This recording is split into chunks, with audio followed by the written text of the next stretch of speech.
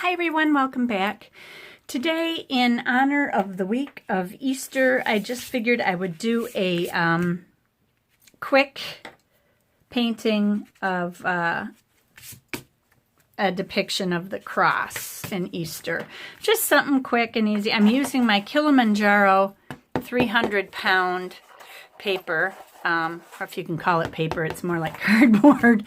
But I've never used this paper before. I've had it for a long time, a very long time, and this will be my first time using it. So we'll see how it works. I'm going to go ahead and I was thinking of using my St. Petersburg White Knights paints, but I'm not so sure I should because I want to check the light fastness quality on all of these first. Actually, I have it right in front of me. It looks like they're all pretty good except for two. The violet, of course. Quinacridone rose. The indigo says it's a 2, which isn't bad. It's not a 1. And these are European numbers, so they're reversed from what we use, but most of them are 3s, so I guess I'm pretty safe. I will go ahead and use those, and we'll see how well they flow and work. Okay, I'm so sorry. I thought this was recording the whole time, and it wasn't. What I did was I added ultramarine blue in.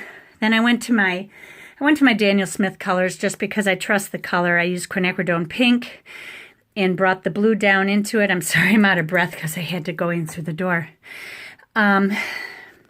Then yellow, I used gamboge, so it would be more orangey, and then I went down to a Hansa yellow medium.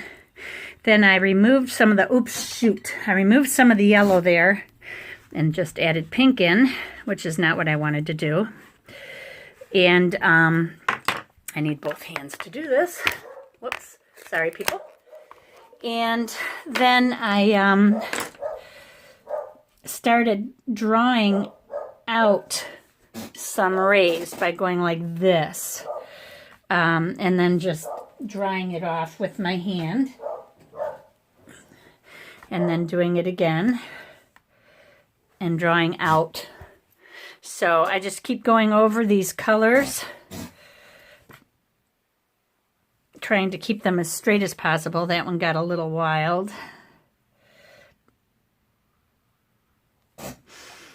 And it draws the color up into the sky also. I want to keep that pink out of the bottom, so rinse it every time. I'm not so worried about the little bit of color that's getting in there because I'm going to go over that with darker color. There'll be a deep purple color, and then the wood of the cross will be darker, of course. I'd rather use this oval because I get a straighter line with it on its angle. I can just, that works so much better and it stays thin. So I may have just blown it with this. I don't know. We'll see. We're always more critical of our own work, aren't we?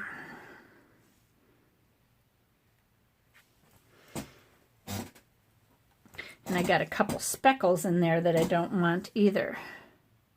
Shoot, I'm adding it in.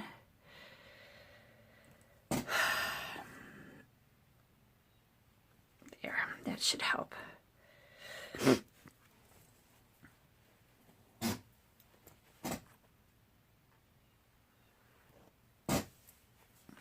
Gosh, this chair just squeaks so bad. I'm sorry.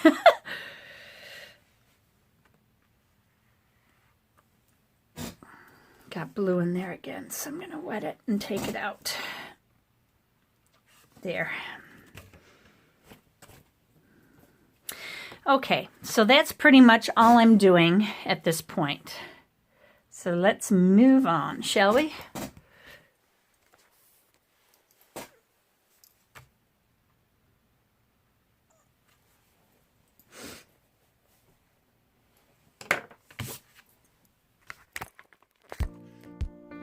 I've decided to stay with the Daniel Smith paints, so there I'm just squirting them down with water and getting them ready to go. I just felt more comfortable with them because I know that they don't fade, they're light fast, and even though some of those St. Petersburg paints are fine, in fact most of them are fine, I just felt a little uneasy because I don't know how well they flow and everything, and I know Daniel Smith colors like the back of my hand, so I just went ahead with some raw sienna first, and I'm putting that in on the cross everywhere. I'm going to miss a spot here and I'll come back and fix it, but on the right hand side, right there, I'm missing. I should be going in further, but I'll fix it in just a few minutes and everything will be okay.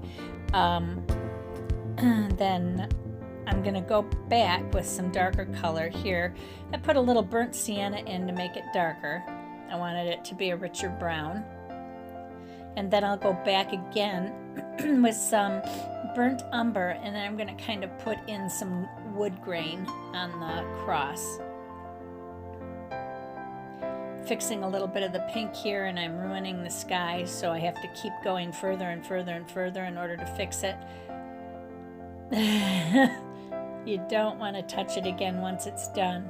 It's so hard to resist sometimes when you see your own mistakes, but that's okay. I may do this again and make it nicer now that I know what mistakes I've made. I'm just putting the grain in, and I'll do it along the side. Now here's where I'm going to realize that I've made the mistakes.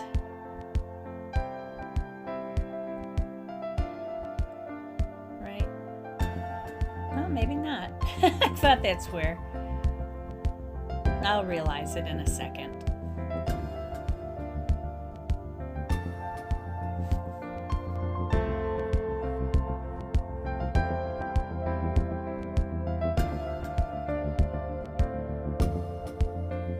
I guess it's after I apply the purple that I realize that I made the mistake there. I just pointed it out. I realized that purple should be on the back side of the wood, not on the front side. So I'm drying it for just a second so that I won't have any bleeding, and I'm going ahead and fixing the spots so that I can keep moving on. Putting in the wood grain again. And now I can move on. Now normally there'd be a problem with that front part where I have a line from the purple, and now I'm going ahead with wet paint right up against it. That's a good way to get a line. You're going to get a deeper color in that one spot where they overlap or where they touch. But because I have to put all the wrinkles in and everything's a different color or different depth, different value, then I can fix it. So now I will go back and I will add the purple back in. I'm just fixing up some areas before I go do that. And now I'm going in with the same color again, not even that much darker, but because I'm going over one color in just certain spots, it's going to leave a darker line there, and I can put all the wrinkles to the material in there. And I wanted it to look like it was blowing a little bit in the breeze, so I have it swinging a bit. I didn't have a picture to go on here, so I'm just kind of winging it. Had a couple drops of purple that got on there. It must have been on the edge of my hand, and I touched it. Now I'm going into the bottom, and I'm doing the distant mountains. And the ones that are up at the top toward the sun will have a lighter top to them, and then they get darker on this front side because we have the sun glaring at us.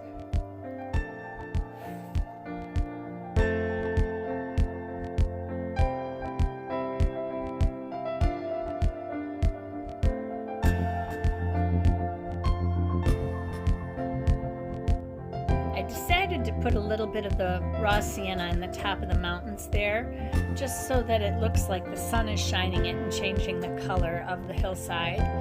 And then the part, of course, that's facing us is going to be very dark. Now I'm going over this again with a little more burnt umber faded out, just to tone the wood grain down a little bit. Not all the way, but I wanted to take it down a bit. I just dried that little bit of an area so that I can go ahead and do the remaining mountain sides behind it without having any bleeding into each other.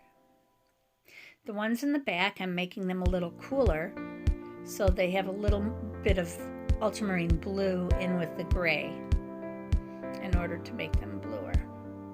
And I don't want them too dark because they're fading into the distance.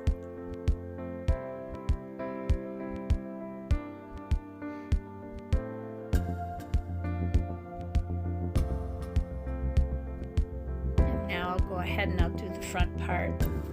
I don't know if there was grass on Golgotha or not, but I'm putting grass in just because it needed some different color there, I think.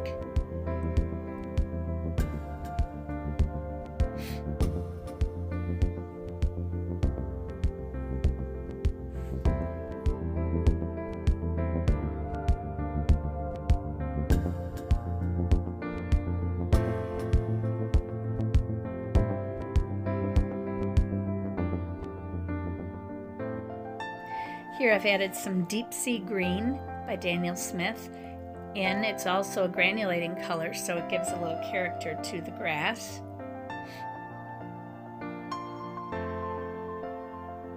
And I added some rocks.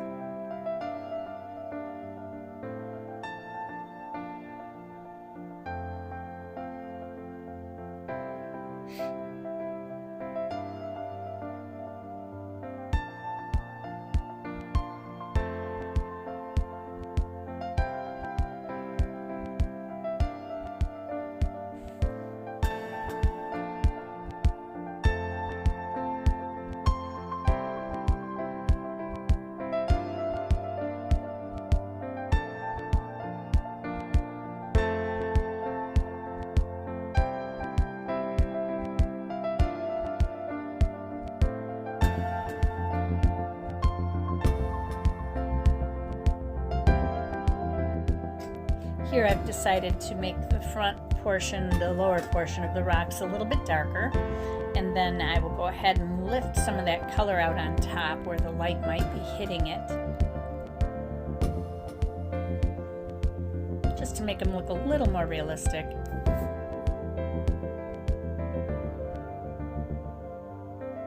I'm using my silver black velvet brushes, which are Squirrel risslon mix. They hold a lot of pigment. And I have to use my brushes that hold a lot more fluid on these heavier papers. Otherwise, the other brushes just can't keep up because it wants to absorb so much of the water, the pigment. And now I'm beginning to add grasses in. Those were thick, and then I'm going to go back and just do it a little thinner. I'm using my tree and branch brush, or whatever that thing is called, by Rosemary Co, but I decided I don't like it, so I'm going to stop using it, and then I'm going to go back and go in with a different brush to finish up that grass.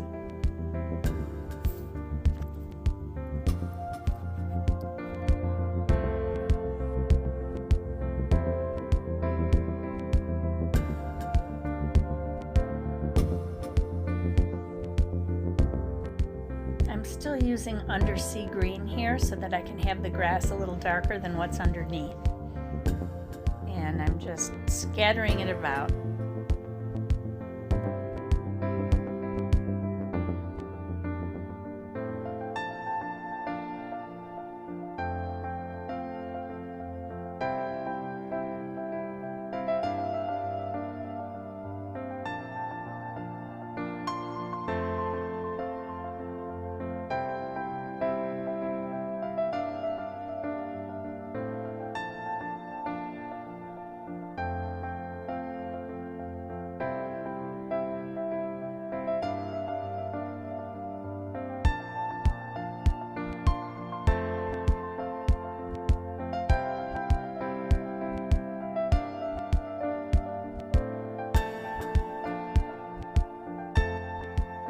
So this is the finished painting. I'm not super happy with the way it turned out, but it'll do. You know, it was just something fun and quick to do. So I hope you all have a very happy Easter. I'm still going to be trying to get out my You Asked For It video this week. So stay tuned for that. And then in the meantime, be courageous, paint with wild abandon, and most of all, be kind to each other. God bless you. Bye-bye.